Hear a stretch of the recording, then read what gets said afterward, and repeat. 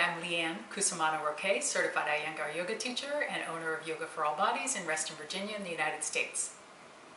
This pose is Supta Padangustasana I, reclining big toe pose 1, done in this case with support through a doorway. It's especially good if you have tight hamstrings. We're going to start here with the left leg. I sit outside the edge of the door and I find where I can take my leg up while extending my other leg at a point where it's comfortable enough for my hamstring that I can stay for up to 2 minutes. Not so comfortable that there's no stretch, but enough that I can stay.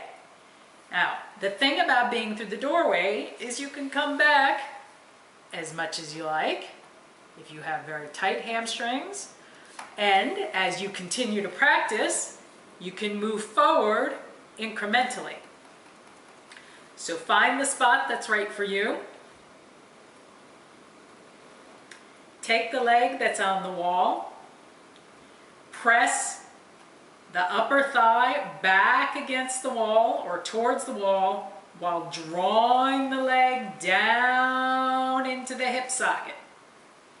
Bring the big toe ball of the foot back towards the face. If you had a brick on your foot, it would be level.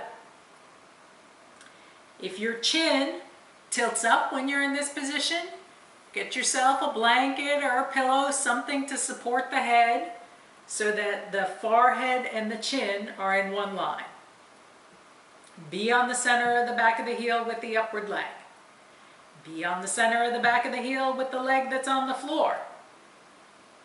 Keep the toes on the leg that's on the floor pointing straight up towards the ceiling. Allow the navel to release towards the spine and the outer edges of the waist to release down towards the floor. Keep drawing this thigh bone, the upward leg thigh bone, down into the hip socket. At the same time, draw the thigh that's on the floor back into the hip socket as well. You want to feel the back even on the floor. So the right sacrum, the right back bone that you can feel there should feel in line with the left back bone. Okay. You can let the arms out to the sides. Kind of the bonus that you get with this is because you're on the floor, the chest and the shoulders open, even as you're here stretching your hamstrings.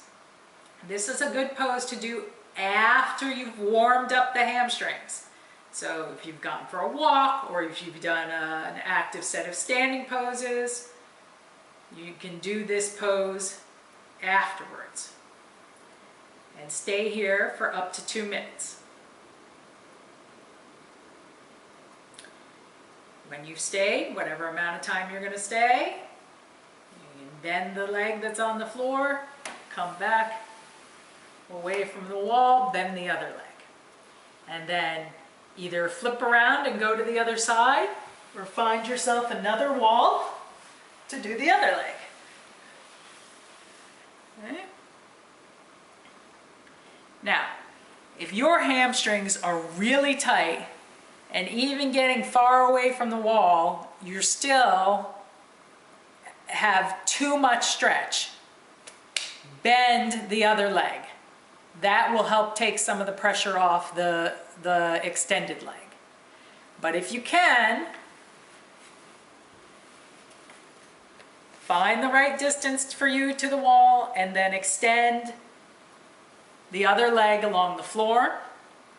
The leg that's on the wall, draw the thigh bone into the hip socket.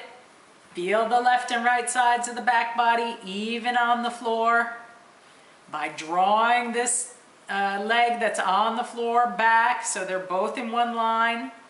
Keep the foot level. As if you had a brick on that foot, it would be completely level and stable. The foot that's on the floor, point the toes towards the ceiling. Draw the big toe ball back towards the face. Be on the center of the back of the heel. Allow the groins to release down towards the floor, particularly on the leg that's on the floor. And draw the thigh bones by pulling the muscles towards the hip socket. Allow the shoulders to release down onto the floor. Again, check if you need support for your head. You want the forehead and the chin to be in one line. Otherwise, add a blanket. Stay in the pose for up to 2 minutes. Continuously drawing the leg into the hip socket. Pull the front thigh muscles up.